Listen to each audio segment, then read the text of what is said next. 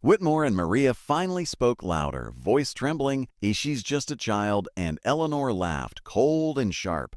She's staff, and the word hung in the air like a verdict. Daniel looked at the little girl again, and something about her face stirred a memory.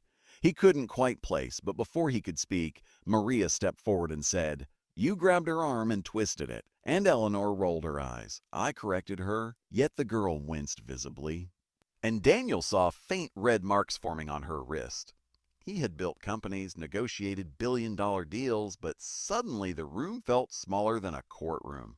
Every eye on him, waiting to see whose side he would choose, and for a moment he did nothing, which was something he would later regret, until the girl whispered, "I'm sorry," to no one in particular, and that apology, soft, automatic, cut deeper than the slap. Daniel cleared his throat and told security to step back, and the guests exchanged looks because billionaires were expected to defend elegance, not question it, but he walked toward the child and knelt, ignoring the murmurs, asking her name, and she hesitated before saying a Lily, and Maria added quietly, "She's my daughter," which surprised everyone because staff children were rarely allowed inside during events, and Eleanor snapped, "Oh, you brought a child to work?" And Maria answered, her school closed early, her voice carrying the exhaustion of someone who had no other options. Daniel noticed Lily's shoes were worn at the edges and her fingers trembled from holding the tray too long, and he asked why she was working. And Maria said, "I told her to wait in the kitchen, but she wanted to help." And Lily nodded, eager to prove she wasn't a burden, and something shifted inside Daniel.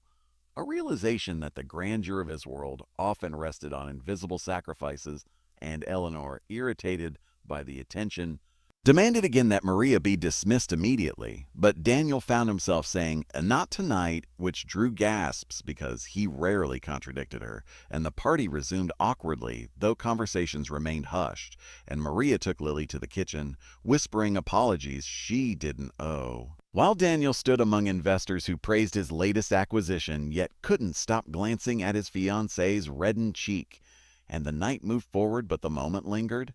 And later, after the guests left, Daniel found Maria cleaning broken glass alone, Lily asleep in a chair. And he asked why she risked everything, and Maria hesitated, then said, Because no one ever stopped it for me," and he understood there was a story behind those words. Over the next days, he noticed more: how Maria quietly left food for the night guard, how she mended uniforms without being asked, how Lily waited after school doing homework in the staff lounge, and he also noticed how Eleanor treated employees with polite distance in public, but impatience in private. And the contrast grew harder to ignore, yet the twist came when Daniel visited an old storage room being converted into an office and found a dusty photograph left behind by previous owners, a black and white image of a charity shelter from decades ago. And in the corner stood a young boy with unruly hair holding a toy truck. Daniel recognized himself instantly, and beside him a teenage girl handing him a blanket. The caretaker explained the shelter had been run by a woman named Rosa Alvarez, Maria's mother, and suddenly memories rushed back. The nights his own family struggled, the shelter that fed him, the girl who shared her portion so he wouldn't go hungry. Daniel returned to the mansion stunned and asked Maria about her past, and she revealed her mother had run a shelter until funding dried up, that she had worked multiple jobs after her mother died, that she didn't expect anyone to remember. And Daniel realized the person who had once shown him kindness now scrubbed his floors, invisible, and the emotional weight. The following winter arrived quietly, dusting the mansion gardens with frost that made the hedges sparkle in the morning sun. And Lily pressed her fingers against the library window, tracing patterns in the fog while Maria adjusted her scarf before starting her shift.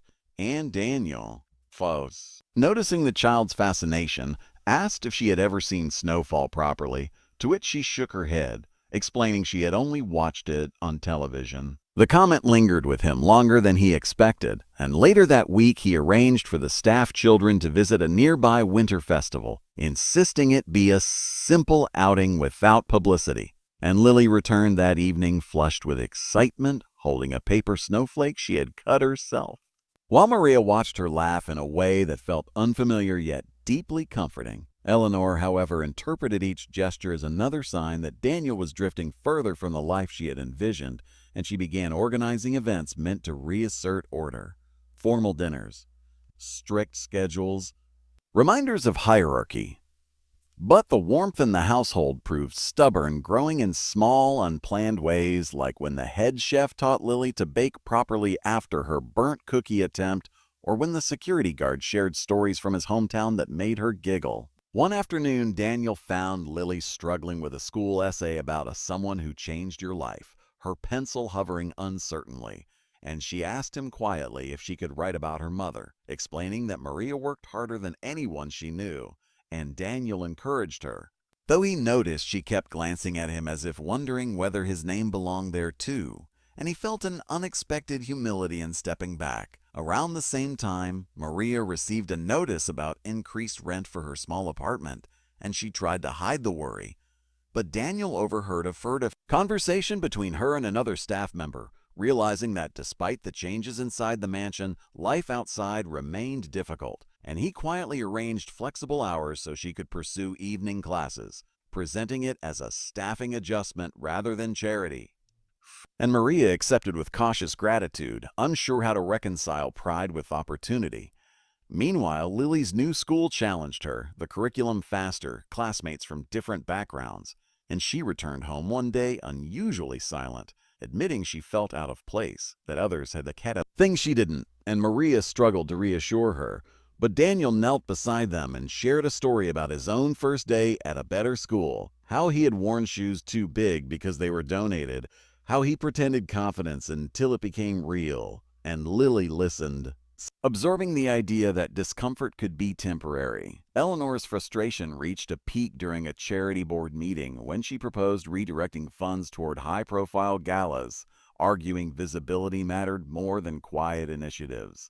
But Daniel countered that impact mattered most, and the disagreement revealed deeper differences, leaving the board divided. Yet even as tensions rose publicly, inside the mansion the atmosphere remained gentle, with shared dinners and small celebrations. Like when Lily received her first perfect spelling test and everyone applauded as if she had won an award. Spring approached, bringing longer days, and Daniel noticed Maria studying late in the staff lounge. Textbooks spread carefully, and he admired her determination, recalling her earlier words again about wanting Lily to have a choice, realizing she was now carving one for herself too. One weekend, he organized a modest garden picnic for staff families, children running across the lawn, laughter echoing where formal silence once dominated, and Maria sat watching Lily play tag, her expression soft with disbelief, while Daniel felt the boundaries between roles blur into something more human.